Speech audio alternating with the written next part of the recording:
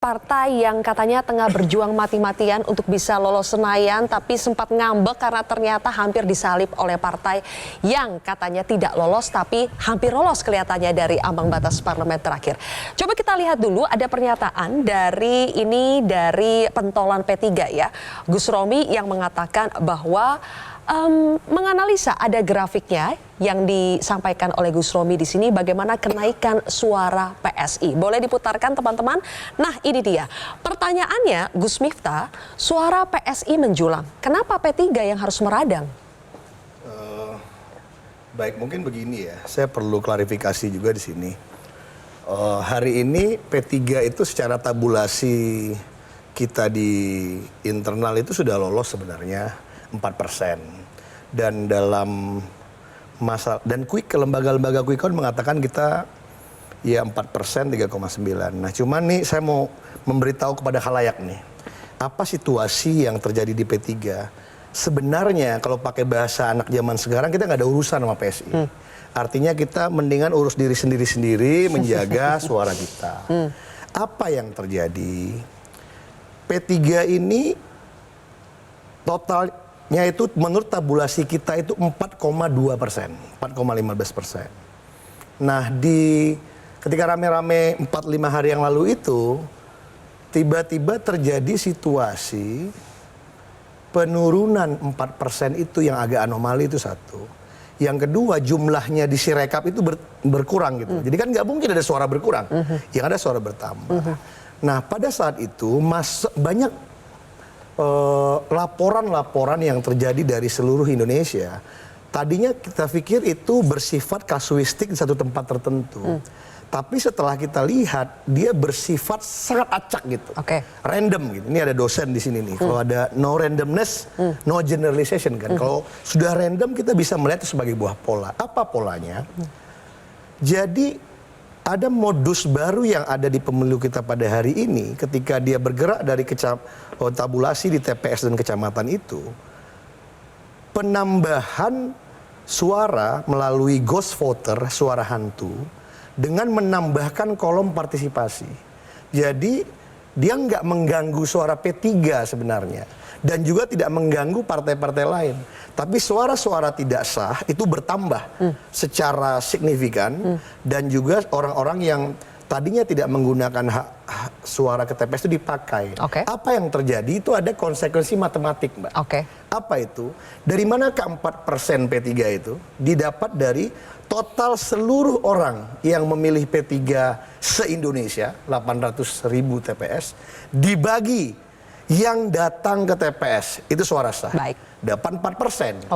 Nah, kalau yang datang ke TPS ini normal, nggak diganggu-ganggu, dia tetap 4%. Ternyata banyak terjadi penambahan orang yang sebenarnya nggak datang ke TPS. Itu Anda tahu dari mana ditambah. Ada penambahan-penambahan, ada modus, ghost voter, nah itu kelihatan dari laporan-laporan masyarakat bahwa banyak penambahan kepada angka partisipasi itu yang tadinya misalnya suara tidak sah jadi sah, suara tidak sah jadi sah. Nah mungkin agak nyerempet PSI dalam hemat saya begini. PSI ini kan partai yang dipimpin oleh putra presiden. Sehingga orang itu lebih nge-zoom in, lebih nge-watch. Dan dia harus terima. Tapi benar nggak ada operasi sayang anak, Gus Miftah? Kita nggak tahu. Nah di titik itu kan kita nggak tahu. Yang jelas ada pola penambahan angka partisipasi. Dan itu mau PSI yang bertambah, mau partai lain yang bertambah, P3 akan dirugikan. Karena 4,02% itu jadi 3,9. Ya per hari ini tabulasi kita tuh ada 14 kursi di DPR. Tapi kenapa kecurigaan dari rekan Anda nih di P3, Gus Romi, itu langsung mengarah jangan-jangan ini adalah modus operasi sayang anak lagi? Begini, pada masa itu kan banyak sporadis orang memberi laporan-laporan di media sosial yang banyak kena watchdog itu PSI. Tapi pada hakikatnya di P3 sendiri, kalau seandainya ini murni saja nih, nggak ada penambahan suara di penggantian orang-orang yang nggak datang ke TPS itu kepada yang memilih, mau partai apapun, insya Allah sebenarnya P3 akan lolos-lolos saja. Jadi, nah banyak yang bertanya kan, siapa yang sanggup melakukan ini? Itu another game. Jadi kira-kira itu. Jadi seandainya tapi menurut siapa yang sanggup melakukan ini itu siapa? Ya ini kita cari sama-sama ya, kita serahkan kepada masyarakat. Coba kita tanya PSI ya, karena perwakilannya sudah datang, Bang Ade Armando. Silakan bergabung, Bang Ade. Maaf ya. Oke, pas. Bang Ade datang di saat yang tepat. Ini memang langsung mau ditanya ini. Waduh. Bang Ade kan pasti sudah banyak ditanya nih belakangan ini ya. Jadi Ya. dugaan penggelembungan suara PSI itu diduga salah satunya dilakukan karena ada operasi sayang anak nih, Bang Ade. Anda tahu kan itu maksudnya siapa? Karena memang ketua umum PSI kan anaknya presiden. Yes. Tanggapan PSI soal itu bagaimana? Yang mananya? Penggelembungan? Soal penggelembungan. Oh, iya. Dan ini adalah operasi sayang anak.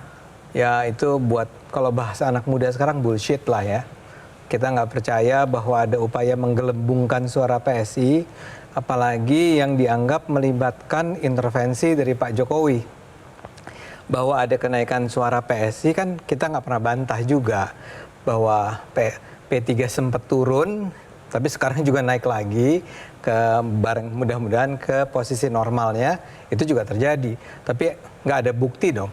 Maksud saya nggak bisa itu dijadikan bukti bahwa ada penggelembungan, ya, digelembungkan. Kenaikan aja deh lebih aman ya. Kenaikan dengan cara yang barangkali lumayan cepat ya, sejak tanggal 25, 24. PSI sendiri heran nggak dengar kenaikan yang begitu cepat itu? Ya enggak, karena kita memang sudah memperkirakan angka kita akan naik terus menuju parliamentary threshold 4 kan.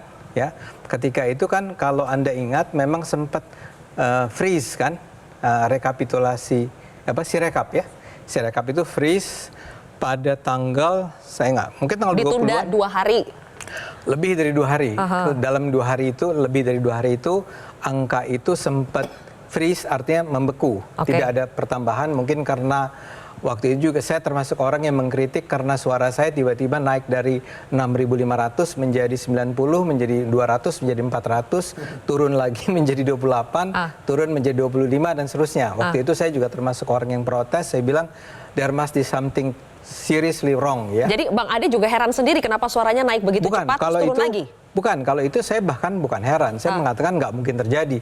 Karena ternyata bukan saya saja, tapi semua yang ada di Dapil Jakarta Selatan, Jakarta Pusat, saya nggak tahu dapil lain ya, tapi yang jelas Jakarta Selatan, Jakarta Pusat itu terjadi peningkatan yang luar biasa, sehingga kita sama-sama ketika itu dari PSI memang menyuarakannya tidak secara resmi, tapi di medsos kita protes, dan itu terus freeze. Nah, begitu freeze-nya berakhir, sekitar tanggal, mungkin saya salah ya, tolong koreksi kalau saya salah.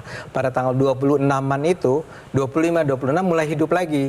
Ya. Ketika hidup itu, yang PSI-nya itu mengalami kenaikan sekitar 0,08% per hari. Baik. Ya. Sehingga dia naik dari, saya lupa, dari 1, sekian menjadi 3, akhirnya tanggal 3 itu 3 Maret 3,13. Oke, jadi bukan modus sayang anak ya, operasi sama sayang sekali anak. tidak. Itu sama sekali tidak. Sama sekali tidak. Oke, tapi ada juga selain P3 yang curiga dengan kenaikan suara PSI, PDIP juga sama nih Bang Ciko. Anda bilang ada yang janggal dengan kenaikan suara PSI.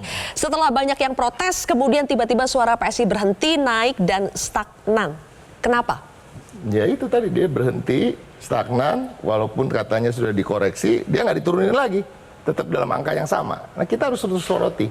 Masalahnya kan ini memang perbedaan kalau dikatakan oleh, kalau nggak salah satu komisioner KPU, ya kan, ada salah pembacaan oleh optical character recognition-nya, ya kan, OCR-nya. Ya. Tapi kan kalau 1 jadi 69, 0 jadi 64, seburuk apa alat yang dipakai? Random banget ya. Iya kan, alat yang dipakai seburuk apa? 1 jadi 7, masih make sense, ya kan? 1 jadi 10 aja masih make sense, ya kan? Nolnya mungkin ada karena ada angka titik sedikit jadi kebaca begitu. Tapi kalau 1 jadi 69, 0 jadi 64, ini yang menjadi temuan Kompas ya. Saya referensi saya dari Kompas.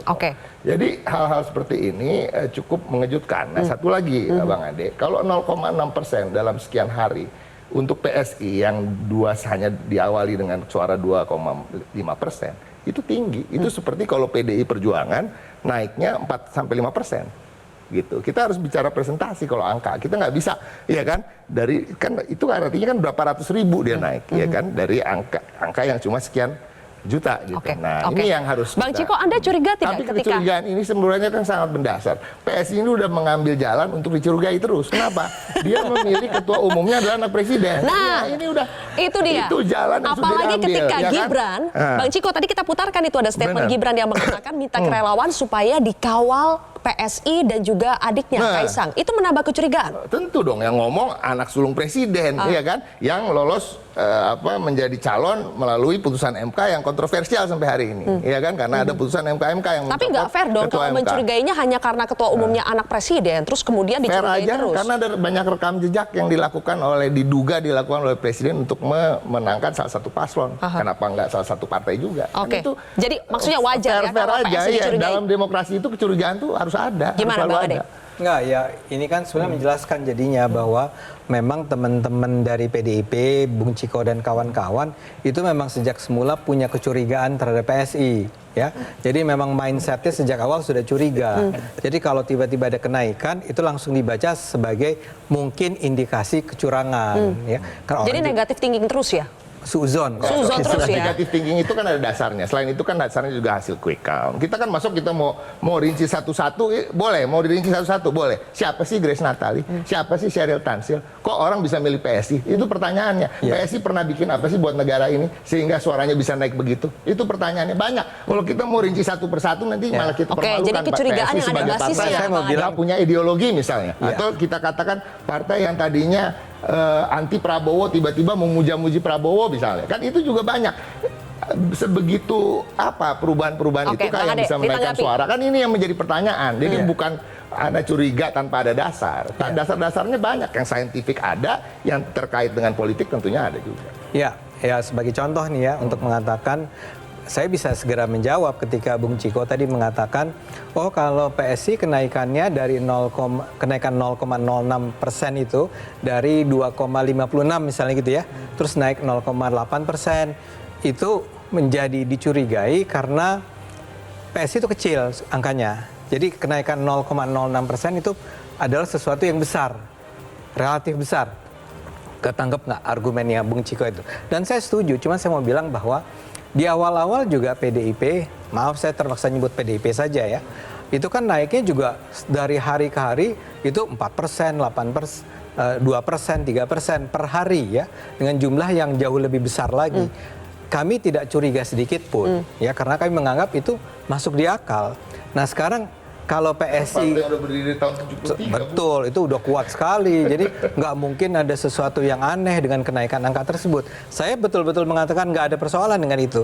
Nah sekarang saya ingin katakan kan begini, angka itu terfreeze dalam beberapa waktu, beberapa hari, ya. Kemudian dihitung ulang. Oke. Ketika dihitung ulang, bisa saja salah satu penjelasannya untuk mengatakan ini bukan kecurangan, angka-angka yang masuk kebetulan kan di KPU nih urusannya. Kita bicara di KPU bukan di Baik. PSI ya, tapi di Baik. KPU. Oke. Ketika itulah masuk angka dari daerah-daerah yang kemungkinan Oke, ya, karena ada momen di freeze beberapa hari itu ya, si rekapnya betul. ya. Kan ini dihitung ulang. Jadi- daerah yang kebetulan lumbung suaranya PSI misalnya.